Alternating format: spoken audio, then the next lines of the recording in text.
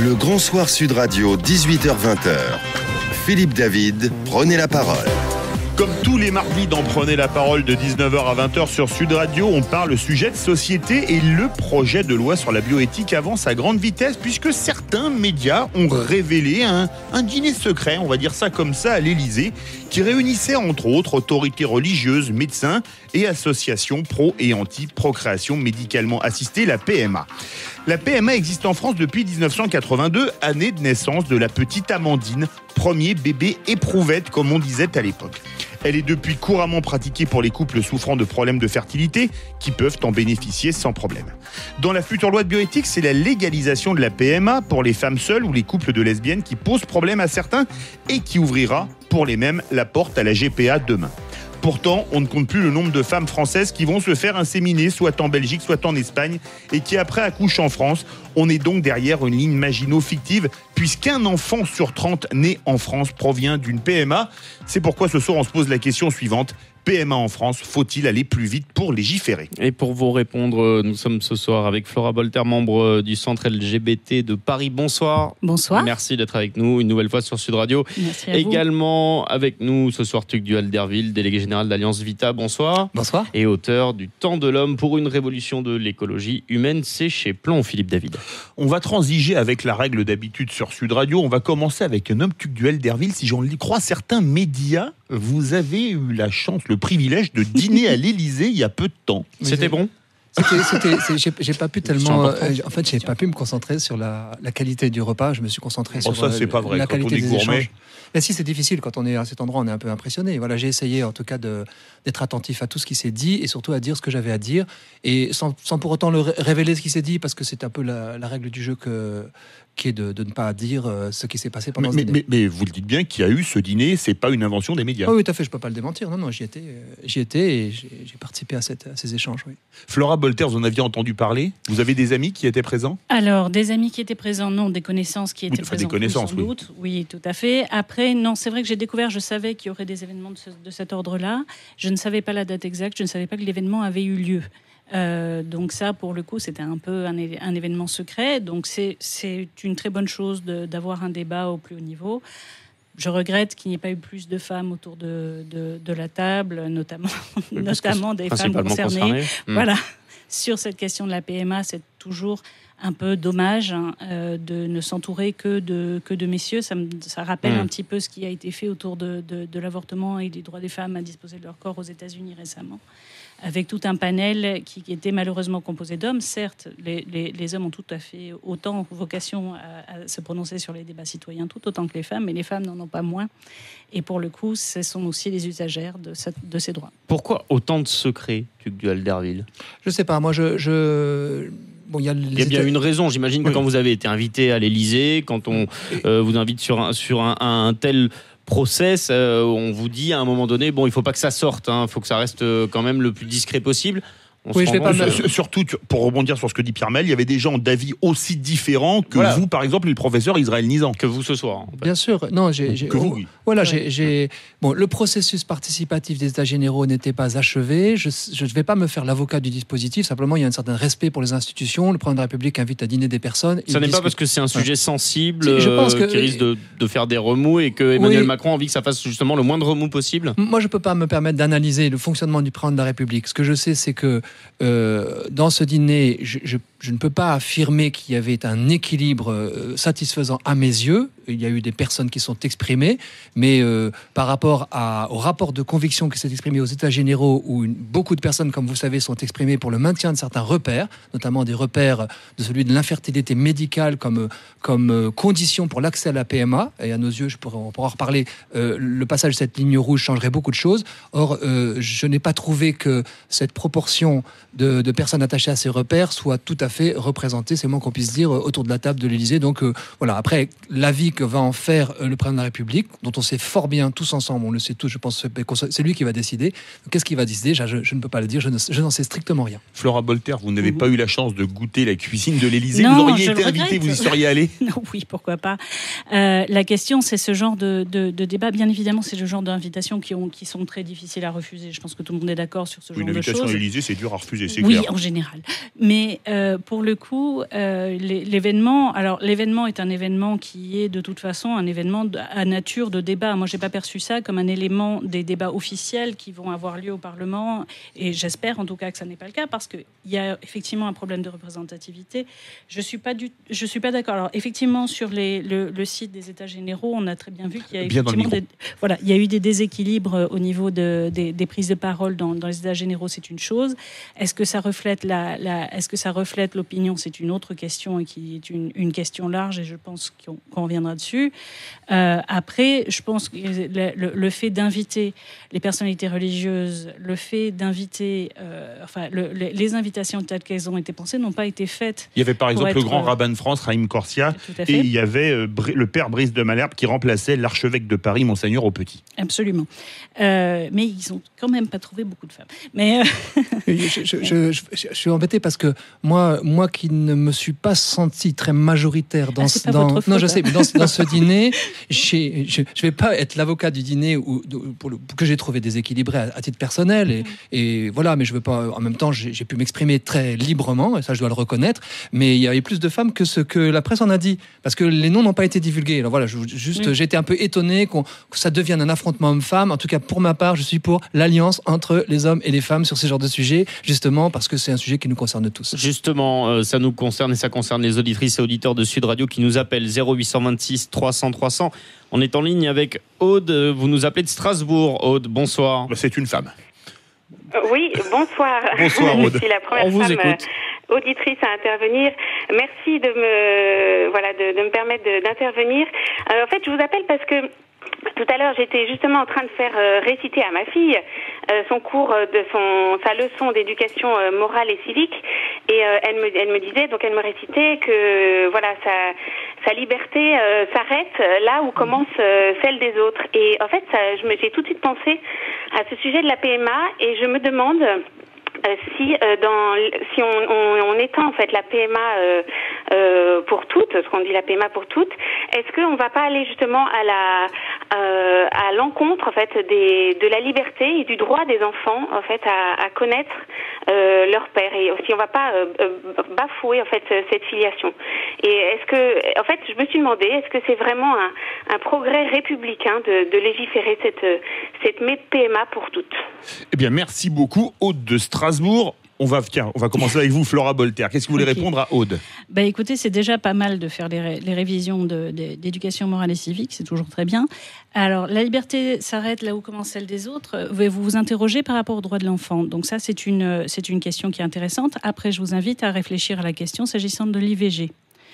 Puisque la question, là, ce serait de considérer que les droits de l'enfant concernent un embryon, et concernent même plus que ça, et qu'on pourrait les appliquer à la phase préconceptionnelle, ce qui me semble très dangereux en termes de droit. Alors, certains peuvent faire cette lecture, c'est leur choix.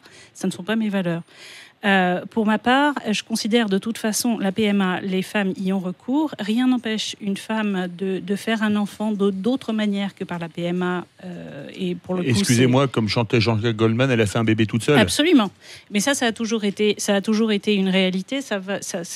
Le fait de pouvoir le faire dans de bonnes conditions sanitaires, médicales, et pour le coup, si on trouve des moyens, parce que la question de l'anonymat des dons, elle se pose pour tous et toutes de la même manière, quelle que soit, parce que la PMA avec don n'est pas réservée qu'aux femmes en couple ou aux femmes célibataires.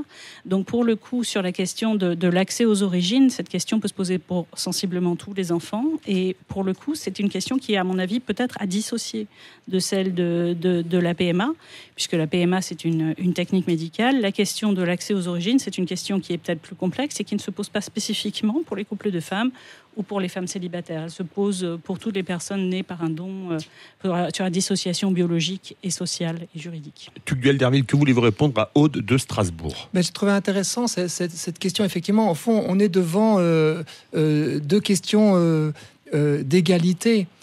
Certains revendiquent l'accès à la PMA pour des raisons d'égalité, je peux l'entendre, et d'autres le contestent parce qu'ils considèrent que c'est rompre l'égalité due aux enfants que de leur imposer un système de procréation qu'ils n'ont pas demandé et qui les prive délibérément d'un père.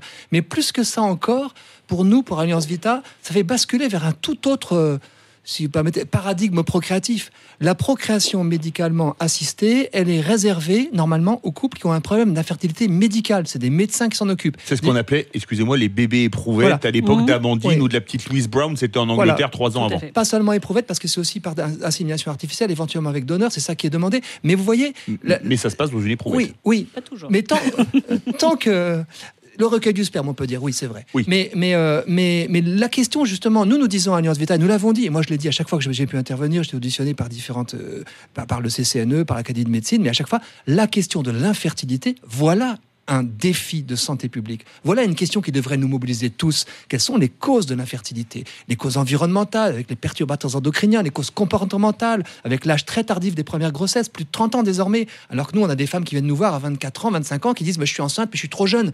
Et donc, il y a aujourd'hui un défi de santé publique et on passe par une question prétendument importante, PMA pour toutes. Je reconnais qu'il y a quelques demandes, mais elles sont très minoritaires et elles changent complètement la donne. Voilà des médecins qui vont servir éventuellement un système de procréation où il n'y a pas de problèmes médicaux. Il y a des revendications, disons, sociétales.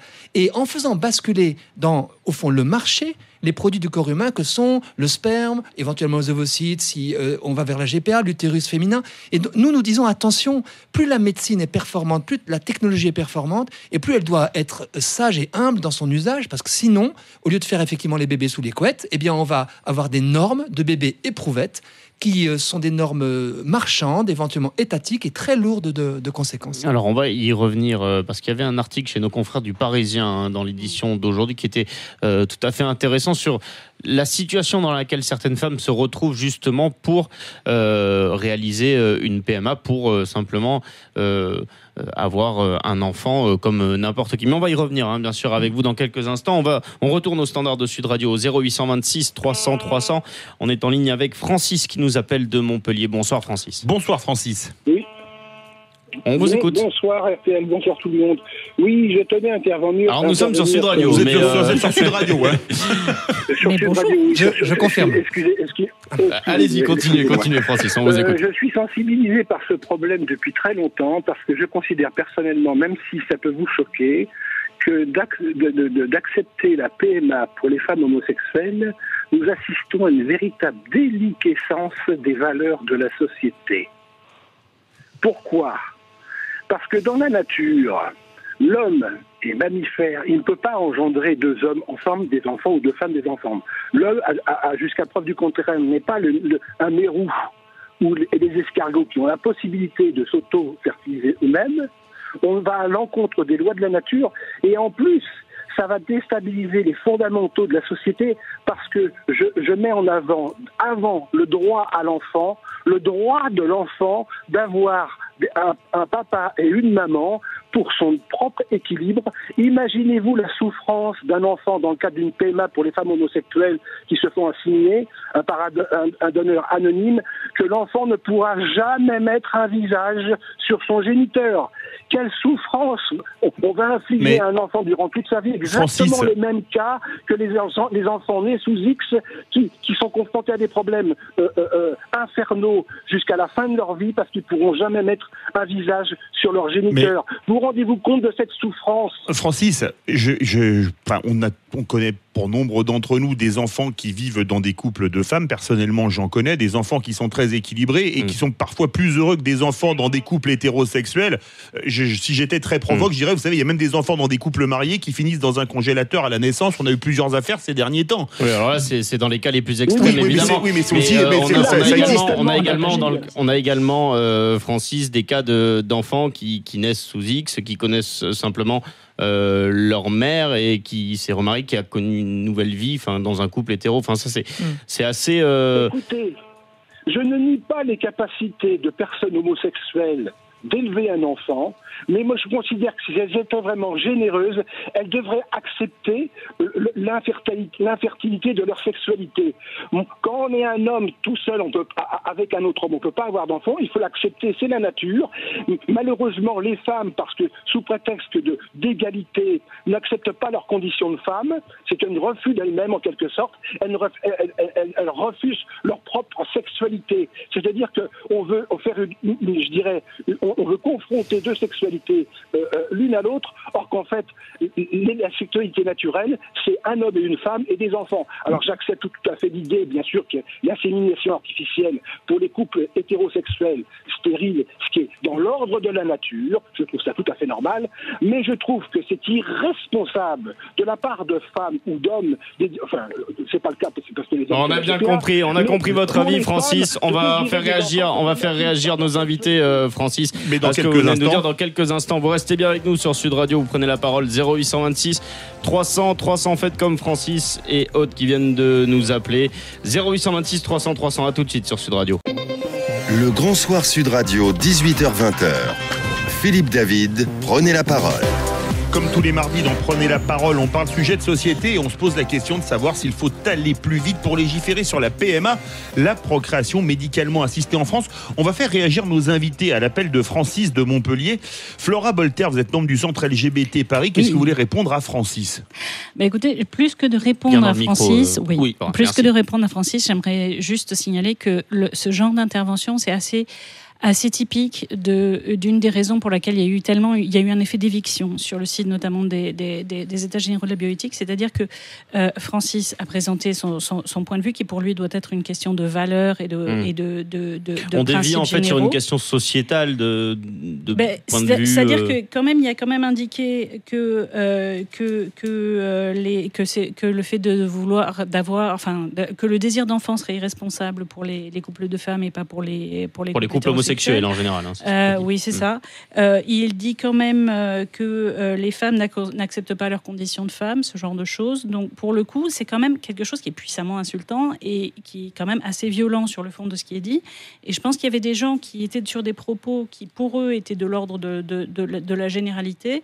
Et pour d'autres personnes, c'était quand même les prendre à partie personnellement, ce genre de choses. Donc, pour le coup, je connais beaucoup de personnes qui ont fui parce que quand on dit que leurs familles sont des OGM ou ce genre de choses, c'est un peu insultant, les gens se barrent au bout d'un moment. Mais là-dessus, sur la vision, alors en fait, c'est une vision purement naturaliste de la filiation et un retour finalement à l'ordre biologique. Alors, j'ai pas compris sur la PMA avec donneur dans le cadre des couples hétéros.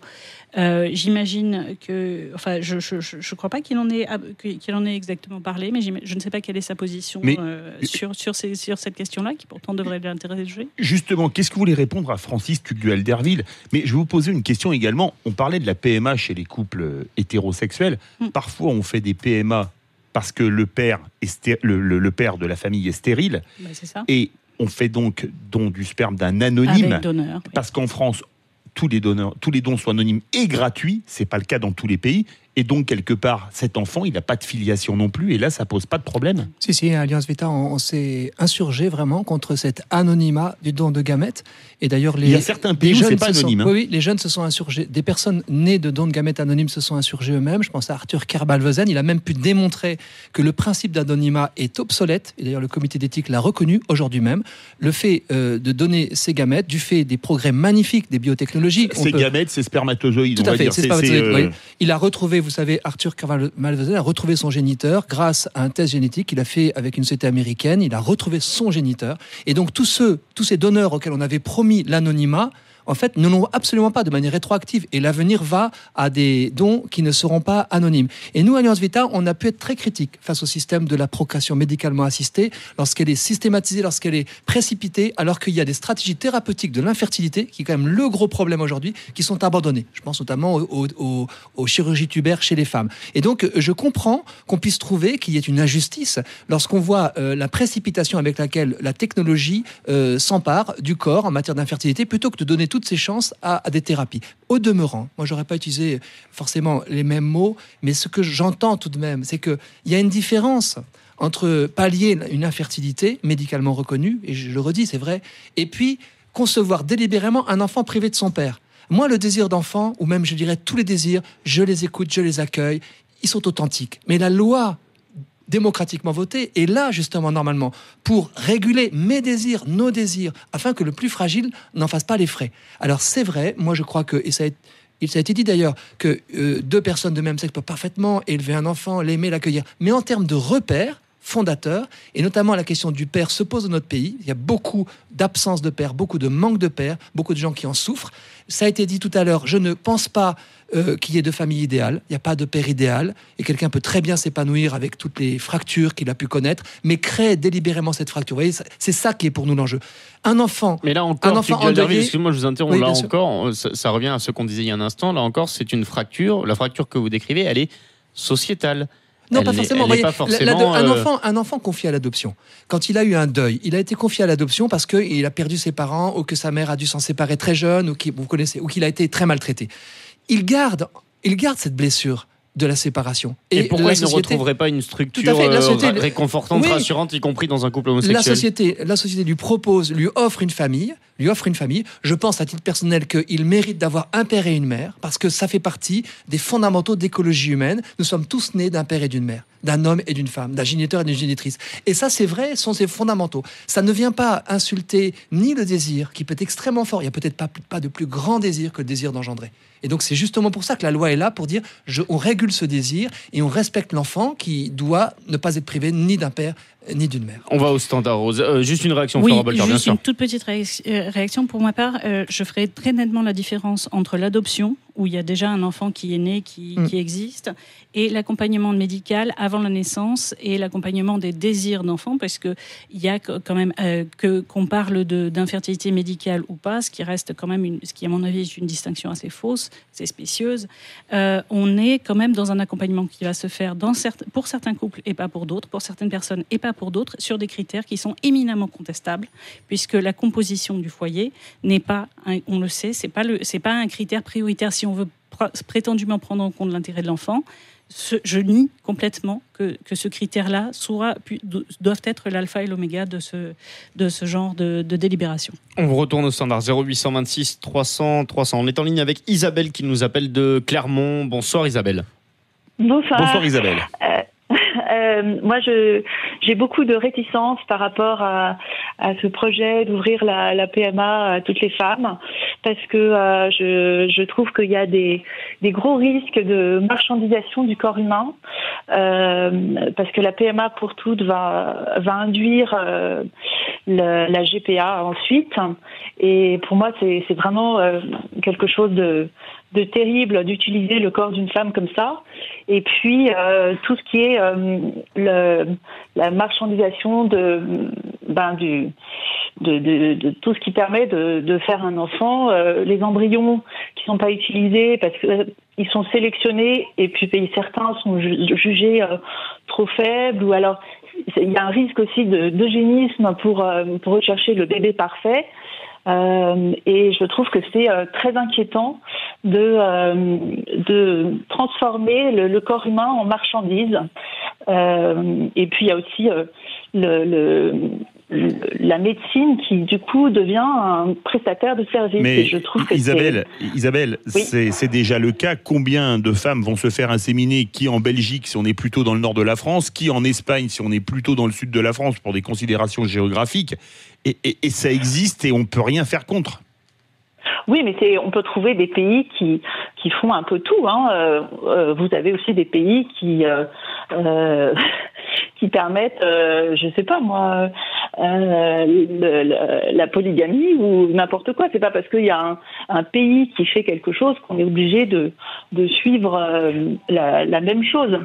Mais pour vous, la marchandisation du corps, alors ça c'est la GPA, c'est un autre problème, mais pour la PMA, en France, les dons, on en parlait, les dons de sperme, c'est anonyme, les dons d'ovocytes, c'est anonyme, et dans les deux cas, c'est gratuit. Oui, mais c'est un point de but. Oui, le comité d'éthique...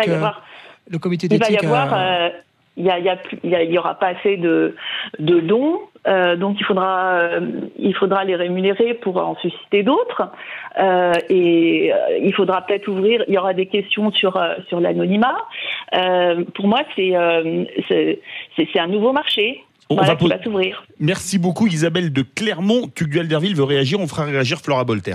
Mais au fond, je veux peut-être illustrer ce qui a été dit, parce que je suis finalement d'accord avec ce que je viens d'entendre. Le risque, c'est aussi que la France abandonne son système qui est fondé sur la, justement, non-marchandisation du corps, ou ce qu'on appelle aussi l'inaliénabilité du corps, alors que des traditions anglo-saxonnes sont extrêmement utilitaristes. On voit qu'il y a un marché secondaire de l'adoption aux États-Unis. Il y a effectivement un marché d'ovocytes en Espagne avec plus de ventes d'ovocytes chez les étudiantes quand il y a plus de misère. Nous, ça ne correspond pas à notre tradition. La tradition française, elle respecte la personne, elle respecte aussi la femme, avec difficulté, j'en conviens.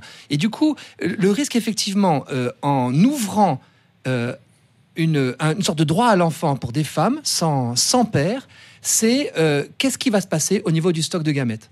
Est-ce qu'il va effectivement y avoir des rémunérations, des pénuries, des vérifications, et aussi ça fait basculer la procréation en France, on a une tradition étatique, dans un marché étatisé. Je vous conseille de regarder un film qui est pas récent, qui s'appelle Starbuck, ou pour le stock de gamètes. Alors dans un pays où c'est rémunéré comme le Canada, là il n'y a pas de manque. Hein. Ouais. Mais il y a non, mais justement, voyez, même en tant qu'homme, j'ai envisagé ça. Si il y a une pénurie de gamètes, de sperme, eh bien, l'État va donc faire des campagnes pour me dire à moi, ou pour nous dire, vous les hommes, donnez votre sperme, vous donnerez la vie. Moi, je trouve ça pas ajusté, en tant que père, en tant qu'homme, je ne trouve pas ça ajusté d'être réduit à des gamètes dont je pourrais me débarrasser sans assumer la responsabilité inhérente à la paternité liée à ces gamètes. Ça, je ne trouve pas ça juste. Flora Bolter, qu'est-ce que vous voulez répondre à Isabelle de Clermont qui dit on va vers la marchandisation parce que la PMA, c'est la porte ouverte à la GPA.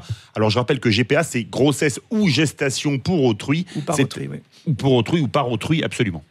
Alors, tout simplement, les craintes sur la marchandisation en lien avec la situation actuelle, alors je pense que tout le monde les partage. Personne ne veut aller dans un système où on rémunère les gens sur leur matériel biologique ou ce genre de choses. Mais il y a des pays où c'est le cas. Il y a des pays où c'est le cas, absolument. Si vous avez vu le film Starbuck, en l'occurrence, c'est l'étudiant qui donne son sperme pour gagner de l'argent. Tout à fait. Mais en l'occurrence, ouvrir les conditions d'accès à la PMA, ça ne suppose pas nécessairement de revenir sur la non-rémunération. Je ne vois pas pourquoi on devrait le faire. On peut faire des campagnes d'information, parce que les gens sont très mal renseignés sur les modalités, les hommes comme les femmes en particulier, sur les capacités d'être remboursés pour les déplacements et pour les journées pour les femmes qui doivent s'arrêter, parce qu'un don d'ovocytes, c'est pas anodin, c'est quelque chose qui met un peu de temps. C'est plus complexe. Donc pour le coup, moi je fais confiance à la générosité des gens et je fais confiance parce qu'il y a beaucoup de gens pour qui ça a du sens et pour qui c'est important, et ce sont les donneurs et les donneuses aujourd'hui en France, et je trouve que leur geste est tout à fait respectable et que leur démarche ne doit pas être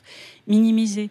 La question de faut-il les rémunérer ou pas, moi je ne pense pas que ça crée qu'il y ait un appel d'air qui nécessite une rémunération. Et par ailleurs, la question de la GPA est une question qui pose la vraie question éthique de la GPA. C'est pas tellement la question de la technique médicale, c'est la question du recours à une tierce personne sur plusieurs mois pour quelque chose qui est 24 heures sur 24 et qui peut engager son pronostic vital. Pas seulement, c'est aussi la relation. Vous voyez, c'est ça, la grossesse. La science ne cesse de découvrir la puissance, la richesse, le caractère mystérieux aussi des interactions entre la mère et l'enfant. Et nous, on va dire à une femme, voilà, maintenant par contrat, vous allez le séparer vous n'allez pas vous attacher à lui. Mais c'est contradictoire avec tous les progrès du respect de la personne.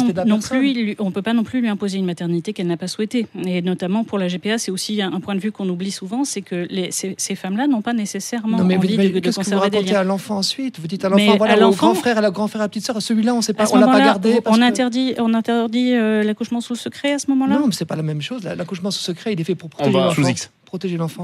On va y revenir dans quelques instants. On est ensemble jusqu'à 20h dans Prenez la parole. Faut-il aller plus vite pour légiférer sur la PMA ? C'est la question posée ce soir par Philippe David à ses invités Flora Bolter et Tugdual Derville. Vous continuez de nous appeler. Il y a du monde qui patiente au standard. Restez bien avec nous au 0826 300 300. Vous prenez la parole. À tout de suite. Le Grand Soir Sud Radio, 18h-20h.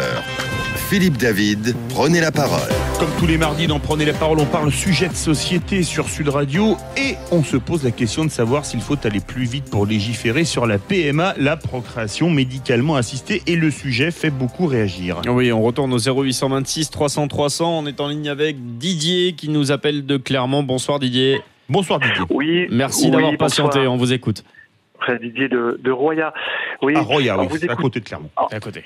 En vous écoutant, il y a un point vraiment qui me gêne beaucoup. Ceux qui disent oui à la PMA sans père disent surtout pas la GPA. Et en même temps, quand on écoute les juristes, ils nous disent tous que légaliser sur la PMA sans père, c'est inévitablement à un moment donné, au nom de la non-discrimination, devoir aussi légaliser la GPA. Et j'ai l'impression que ce point, il est presque mis sous le tapis. Et voilà, ça me gêne beaucoup. Il n'y a pas de juriste parmi vous, mais il me semble que c'est un point largement sur lesquelles les juristes sont largement d'accord. Et donc ça me paraît très important, au moment où on s'apprête à réviser la loi de bioéthique, de bien prendre en compte ce point, parce que c'est comme ouvrir la boîte de Pandore, si je puis dire. Alors il y a une réalité aussi, juste je complète ce qu'il vient de nous dire, ce que vient de nous dire Didier à l'instant. Il y a une réalité également. Je rejoins ce que vous venez de nous dire sur les juristes. Effectivement, ils sont relativement tous d'accord sur le fait que il y a une loi sur la PMA. Si une loi sur la PMA passe, une loi sur la GPA doit passer aussi, mais elles peuvent être dissociées. Je crois qu'ils sont aussi d'accord sur ce point. Flora Bolter, qu'est-ce que vous voulez répondre à Didier, ceux qui disent oui à la PMA sans père et qui disent non à la GPA? Oui, alors il faut savoir, parce qu'on nous a aussi beaucoup dit qu'on était pour la GPA d'emblée. Alors personnellement, moi pour le coup, et le centre LGBT de manière générale, on n'a pas de position particulière sur la GPA. Je pense que c'est aussi la position de l'intérêt LGBT, par exemple. La seule chose qui pour nous est importante, et où là effectivement on fait valoir le principe d'égalité, c'est que sur la GPA, il faut que les règles soient les mêmes pour que les personnes qui souhaitent y avoir recours puissent soit traitées de la même manière, suivant que ce soit un couple composé d'une femme et d'un homme ou un couple de même sexe. Pour nous, ça ne devrait pas poser de différence, et ça, pour le coup, c'est une question vraiment LGBT. Parce que pour aujourd'hui, sur la GPA, la demande, elle n'est pas principalement des associations LGBT. Elle est quand même beaucoup aussi le fait de personnes qui ont une infertilité, de couples hétérosexuels qui ont une infertilité et qui ne peut pas être palliée par le biais de PMA, et qui demandent. Et je pense que c'est traiter la GPA toujours sous l'angle des questions LGBT, pour moi, c'est une erreur, parce que pour le coup, c'est une question qui... voilà. Amandine, elle n'était pas née d'un couple LGBT, elle était née d'un couple... Tout à fait d'accord. Mais c'est-à-dire, pour moi, ce qui est important, aussi bien pour la PMA que pour la GPA, d'ailleurs, c'est de ne pas appliquer une règle spécifique en fonction de la composition du couple parental ou des parents. Il y a un point important sur lequel je suis absolument d'accord avec vous, c'est que ce ne sont pas d'abord des questions liées à l'homosexualité. C'est des questions liées à la façon dont on conçoit l'enfant, à la façon dont on regarde aussi les besoins spécifiques de l'enfant. Tant pour la PMA, puisqu'il y a des revendications de femmes célibataires, et pour nous qui sont aussi très inquiétantes, dans la mesure où nous pensons que ces fameux bébés faits tout seuls, c'est pas facile à vivre pour les femmes, et c'est pas non plus facile à vivre pour les enfants, et ce n'est pas ce qu'on peut souhaiter de mieux pour un enfant. Mais c'est parfois un choix, et sans PMA, conçu de manière naturelle. Mais c'est un choix qui peut s'y opposer. Mais quel le paradoxe d'une société où on fait tant, et nous le faisons nous aussi à l'Institut de notre service d'aide, pour aider les familles monoparentales, souvent qui pèsent sur les femmes, on les aide parce qu'elles ont des difficultés spécifiques à leur solitude, et on créerait de toutes pièces ces familles. Mais pour la question évoquée par Didier, je crois qu'effectivement, et moi je voudrais pas être naïf, et j'ai entendu des revendications très fortes de personnes homosexuelles aussi sur ce sujet, de la GPA, des hommes en particulier, c'est que c'est la politique des petits pas. C'est-à-dire qu'à chaque fois, la loi bioéthique édicte des digues qui permettent d'en faire sauter d'autres, et ces digues qu'elle a édictées, quelques années après, on les effondre, on dit qu'elles sont obsolètes, qu'elles sont périmées, et on en crée d'autres, et on prétend encadrer, et en fait, on dérive avec le cadre. Et donc, il y a un coup d'arrêt à porter.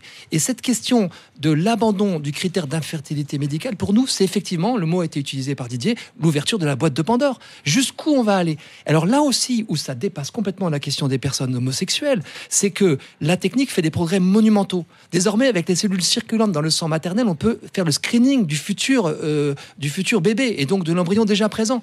Comment on va faire si on n'a pas la sagesse et l'humilité de dire stop à un moment donné à l'application de certaines techniques? Tout ce qui est possible n'est pas forcément souhaitable. Et donc il y a la nécessité effectivement de retrouver ce que moi j'appelle les fondamentaux d'écologie humaine pour protéger la procréation d'une dérive techniciste où on mettrait finalement la procréation entre la main des techniciens, des médecins, voire de l'État, et ce qui aboutit à des dérives à la fois eugéniques, éventuellement totalitaires, comme certains romans de science-fiction l'ont exprimé très fermement. Oui, là ça va assez loin. Mais c'est vrai que c'est une projection auquel on peut évidemment réfléchir, oui, non, mais regardez, on peut discuter, mais qui va quand même très très loin. Parce que finalement, nous souffrons, moi je l'ai dit officiellement dans certains cercles, certains dîners, nous souffrons d'un secret de famille, l'eugénisme. Notre pays, la France, grâce à son magnifique système de santé, magnifique système, est le plus excluant avant la naissance, du fait de la sélection anténatale des fœtus et des embryons. La France a quasiment le record du monde de l'eugénisme anténatal. Personne ne l'a voulu, ça inquiète des gens, aussi bien vous avez cité Israël Nizan, face auquel je m'oppose. C'est un des plus grands gynécologues. Mais tout le monde est d'accord pour dire, mais pourquoi ce taux ? Nous voyons émerger dans l'espace public le visage de personnes trisomiques, et heureusement, qui disent qu'elles prennent leur place dans la société, avec le handicap qui est le leur. Quelle est la réponse que nous allons apporter lorsque des techniques de procréation vont se systématiser, c'est le risque, ils vont devoir fournir un enfant conforme. On ne peut pas imaginer que naisse un enfant porteur de handicap d'une technique artificielle, parce que le produit doit être conforme. Et ça m'inquiète beaucoup. Alors, simplement pour préciser, et je pense qu'on est peut-être sur cette question, alors je ne pense pas que le sophisme de la pente glissante puisse être pris comme un argument, mais bon, ça c'est autre chose.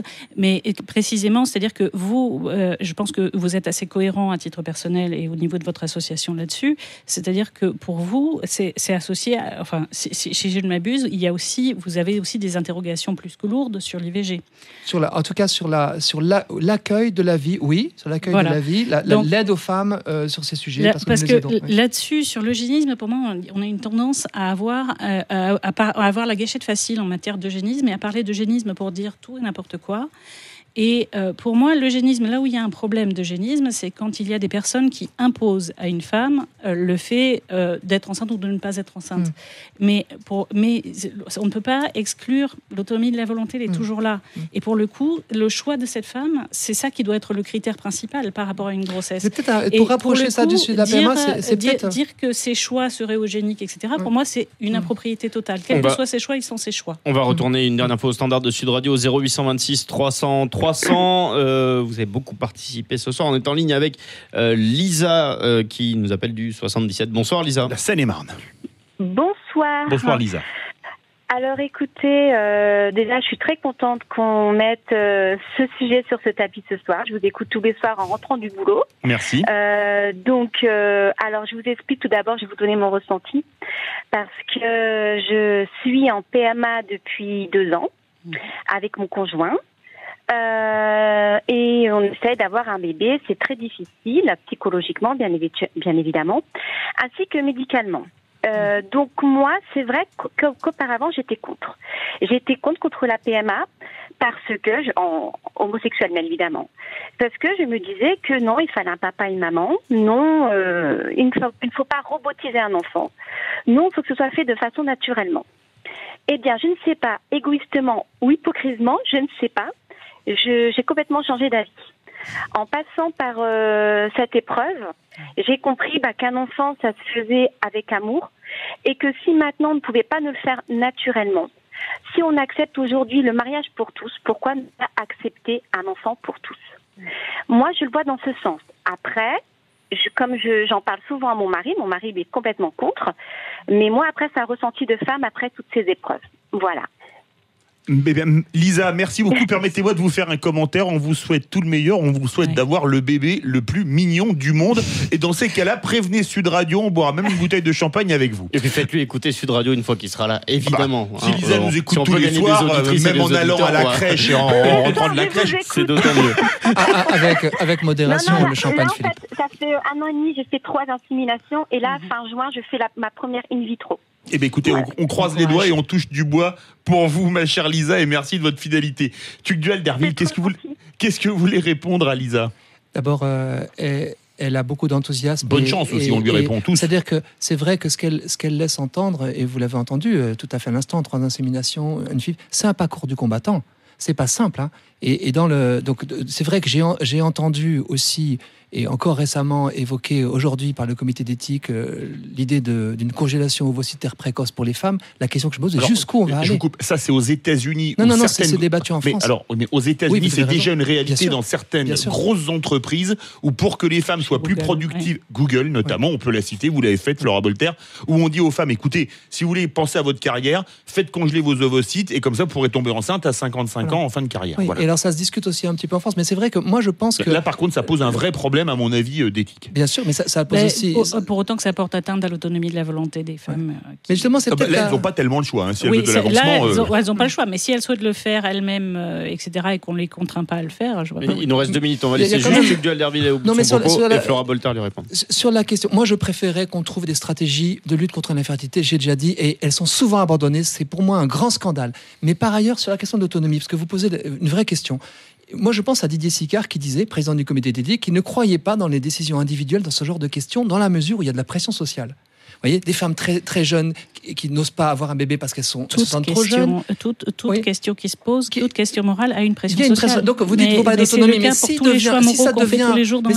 ça devient à la mode de congeler des ovocytes, si ça se fait parce que l'employeur le demande pour éviter d'avoir des grossesses pendant le temps de l'emploi, petit à petit s'instaurent des normes qui pèsent sur les femmes, qui pèsent sur les couples. Moi, je souhaiterais qu'on respecte vraiment le cycle féminin, la fécondité féminine, plutôt que de proposer des systèmes artificiels qui ne comblent pas vraiment. Parce qu'en plus, le résultat, malheureusement, n'est pas garanti dans la moitié des cas en cas de fille. Flora Bolter, qu'est-ce que vous voulez répondre à Aude, à part bonne chance? Oui, tout à fait. À part bonne chance, qui est quand même l'élément central, je pense que ce que Aude a souligné... C'était Lisa.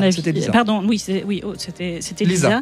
Ce qu'elle a souligné, qui me semblait assez intéressant, c'était cette question du ressenti et du parcours du combattant, parce que effectivement les couples qui souhaitent avoir accès à la PMA savent que c'est un parcours du combattant. Celles qui vont en Belgique, elles le savent encore plus que d'autres. Celles qui vont en Espagne et qui s'imposent des trajets dans tous les sens, ce qui d'ailleurs n'est dans l'intérêt de personne, elles le savent aussi. Ce sont des choix qui sont longuement mûris et pour tout le monde. Il n'y a pas une impulsivité de ce choix-là, et ça indique aussi une différence entre le fait d'avoir accès à la technique et un hypothétique droit à l'enfant. Merci beaucoup Flora Bolter, membre du Sombre LGBT de Paris, Luc Duhalderville, délégué général d'Alliance Vita, auteur de Le Temps de l'Homme, publié chez Plomb.